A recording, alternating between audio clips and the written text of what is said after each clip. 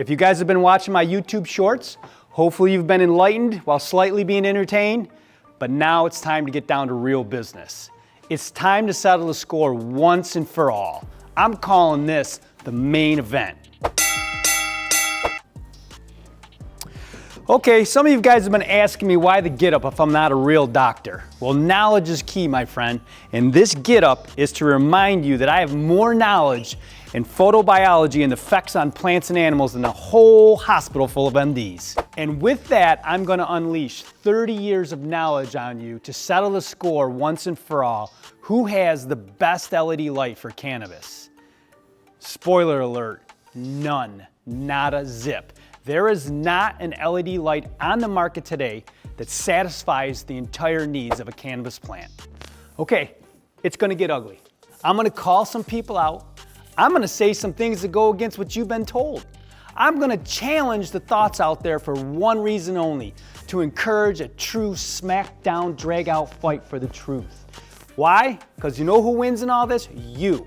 And we all know the truth will set you free. Maximus.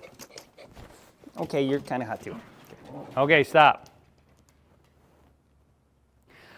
I'm going to explain how to make the perfect LED grow light for cannabis, and I'm going to do it in such a way it's so easy that even grandma can understand. I'm going to make light, no pun intended, of all this crazy terms that these scientists have been puking down your throat. You know what I'm talking about: micromoles, PPF, PPFD, HSBC, LGBTQ, elemental P. I can't even get my head straight. There's so much shit that's being thrown at us, no wonder why we can't make a good light. I have not seen a light on the commercial side or the residential side that even comes close to hitting the mark of what we need to grow pot.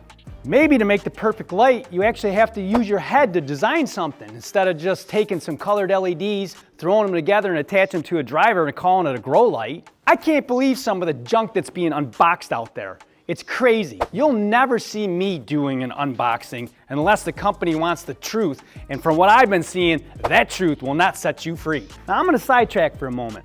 I was watching an unboxing video by Dr. MJ Coco of Coco for Cannabis. Now, before I start trash talking this guy, let me tell you, I like him. I'm a fan. He's a smart guy and he seems to know what he's doing, but he's missing a few key points on lights. That's right, folks. I have to call some people out. I have to take it to the mat in the hopes that they'll challenge me too, so in the end, you will win with the truth. Anyway, in his unboxing, he's expressing his huge amazement at how a lamp that is so cheap can perform so well. Is everybody a goddamn affiliate marketer these days? How can you trust a word anybody is saying about something if they're receiving a penny for it? Do you think it's possible that they might embellish some things or forget some things in the interest of them getting a goddamn penny? I think so. Look at the politicians. 100% of them have mastered this game. I don't even think you can run for political office these days unless you scored top of your class at that game. Now, reading his website, he states that he receives no money for the evaluation of any of these products. But he does get money if you purchase a light off of his website using one of his codes. Sorry, bro, I gotta do it. Now, Dr. MJ, I know what you're saying. I ain't your bro. But really you are, you'll see. You will never see Dr. Dave THC doing an unboxing or affiliate marketing. This channel is for you, not me. Now in the end, we are gonna make the perfect light for cannabis, and some of you might say, what's the difference between that and affiliate marketing? Well, I'll tell you.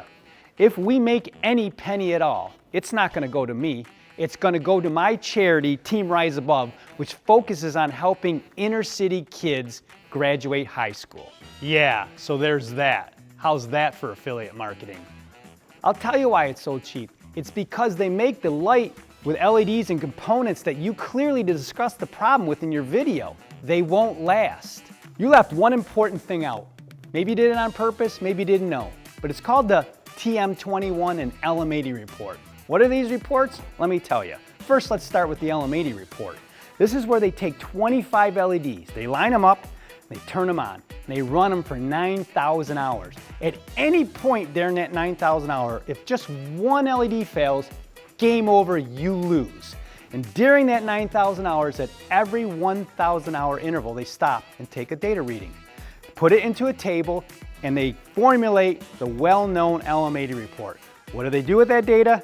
They put it into the TM21 calculator. This calculator calculates when the LED is going to go down to 90% of its original value. That means it just lost 10%, hardly nothing. Here's the kicker. To play with the big dogs, you got to be better than 36,000 hours. That means after 36,000 hours of growing marijuana, you still produce 90% of the light you started with. Now that's what you need to play in the big leagues, and that's what these guys don't have. So Dr. MJ, if you're still wondering why your fixer's so cheap, you'll get your answer. You're just gonna have to wait about 1,000 hours.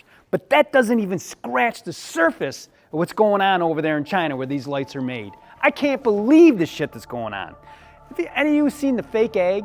Yeah, the fake egg. They make an egg, literally, I've had it in my hand. I was told it was a fake egg. I looked at it and I said, this is not a fake egg, it's real. Cracked open, looked real, it was a fake egg. Made out of chemicals that I can't even pronounce. How about the gutter oil? This is another favorite of mine.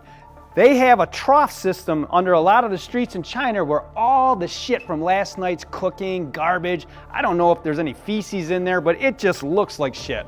They take this gutter oil, they refine it, and they sell it back into the market as cooking oil. So next time you're in China, please do yourself a favor. Do not go to that food cart. You might get a little bit more than you bargained for. Another good one. You seen the one where they're growing all these great vegetables? Oh, they show you this great picture of the fields growing these beautiful cabbage and everything. And then you get up close and it looks like a dump. Yep, because it is a dump. They're taking the waste from a dump and make it into a compost.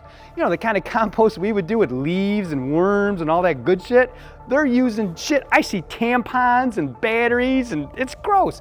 And the woman defends that she's been eating this shit her whole life and nothing wrong with her. Oh my God. And then my last, I'm sure you've seen this one, where they paint the meat. You go to the meat market and you gotta go out there and buy some meat and they're painting it red to give it a good color to make it more expensive. For God's sake, isn't anything real in China anymore? If the Chinese are doing this to the very food they eat, do you think there's a slight possibility they could be slipping you a fake LED and calling it Samsung? Absolutely. I've seen it done a million times. Let me show you what I mean. Here we have 4 LEDs from 4 different manufacturers. You got Osram, Seoul Semiconductor, Lumileds, and Samsung. And when you look at them, you can see that each LED are identical. I put it on a piece of paper so you could see it a little better. These things are absolutely identical. They do that on purpose to ease up manufacturing. It does make it easier for manufacturing, but it does make it harder for you to at least see what's going on. Oh shit, now I don't know which ones are which. I guess it's pretty easy to get them mixed up and slide in a fake. You can't trust anyone these days. And the smart guys in the US know this. We have in our arsenal an X-ray machine where we take inventory and visually inspect each LED to make sure it matches the LED we specified in our design. And we also have an integrating sphere so we can verify the exact light coming out of these LEDs. In some cases, these steps don't even do the trick either, as they know how to make a cheap LED knockoff that looks like the real deal. Now I know what you guys are thinking. This guy really hates the Chinese. Absolutely not true. I've been to China over 50 times. I lived in Korea for a couple years. I've been all throughout Asia, Hong Kong, Vietnam, Thailand, you name it, I've seen it. I've amassed more friends in Asia than I have in the US. This is not what I'm talking about. There's 1.4 billion people in China, as opposed to our 320 million here in the US. Out of that 1.4, only 740 of them have a job, making wages that are barely enough to survive. So in this game of survival, do you think they gotta get creative? They do, absolutely, as we would too, no different. This is a perfect example of don't hate the player, hate the game. Okay, one last thing on China products. When dealing with China, money only flows one way, into China, not out of China. We call this FOB, freight on board. You want your stuff on a boat headed to the United States, you gotta pay up front. What does that mean in terms of a warranty? Well, you get what we call a taillights warranty. Your product is warranted only until you can see the taillights as the car drives away.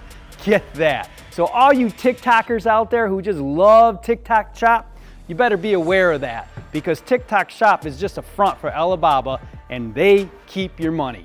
So Dr. MJ, All that stuff I just puked out of my mouth is why I think your awesome light is cheap. At the end of the day, you get what you pay for. I do agree that more could be had for less, but quality does come at a price. That's the main reason why the commercial folks pay so much for their lighting when they know they can get it cheaper in China. They need to know what they're getting. Now they'll also need to know who to contact when something goes wrong. Let's face it, nothing's perfect. Things go wrong. They just need to be able to contact somebody and bitch at them. This is why I promote Made in America. You can get a hold of these people, even me. I'm all over social media. There's no way I'm gonna go counterfeiting some cheap Chinese product. So what makes me Mr. Smarty Pants? 30 years of developing every light under the sun. I was one of the guys that bought you the compact fluorescent light, the metal halide, ceramic metal halide, and let's not forget this guy. I got sued over that one. Hell, I even graduated from Edison Tech Occupational Education Center. It seemed I was destined to be in the lighting business. Yeah, I've seen it all, and I have patents to prove it, including this one. It's my personal favorite. You send light recipes to a light fixture via an app. All you guys out there doing that, don't worry, I'm not coming after you yet. Okay, enough of my blah, blah, blah. I'm so great, I should divorce my wife and marry some hot, famous chick that understands my greatness, like that's ever gonna happen. Here's what we know. You can't go swimming for 30 minutes after you eat. How many have heard that misinformation? I point this out because I like to say one thing for sure. We don't know what we don't know. At that time, Mom was working off the latest intel when she was screaming at you not to go into the water for 30 minutes. Until something changed, she was gonna stay with that. Well, we're gonna do the same thing here. We don't know what we don't know, so we're gonna use the latest intel, and until something changes, that's what we're working with. Okay, all we need to do to design this awesome light is list the things we know and make a light that does that. Number one, Mother Nature grows the best pot, period. Our sun pisses out more photons in a second than any light I can make will do in a gazillion years. So to all you people who say a full spectrum light is the same as blue and red, I say simply not true. The sun gives off more photons of every color than a plant can possibly use. The plant takes what it needs and the rest is absorbed as heat. A grow light is just the opposite. In most cases, it does not produce enough light in any one color that the plant needs. If we can agree on that one simple fact, then we should be able to agree if making a grow light that only allows a certain amount of light to hit the plant, we should give that plant the specific light when it needs it to ensure it has enough. Number three, blue light increases leaf area, which translates into plant mass. I don't think there's anyone out there that would dispute that. On the same note, I don't think anybody will dispute number four. Red light causes a plant to stretch. I think we all know that, and that's why we need control over these two colors. Are you people with me yet? Number five, the so-called green light between 500 nanometers and 640 nanometers helps with carotenoids, cytochromes, and phototropics, which aid in photosynthesis. So it is needed, although not nearly as much as the blue and the red. Number six, for seedlings, you need a radiometric power of 75% blue and 25% red. For vegetative, you need 50% blue, 50% red. And finally, for flowering, you need 75% red and 25% blue.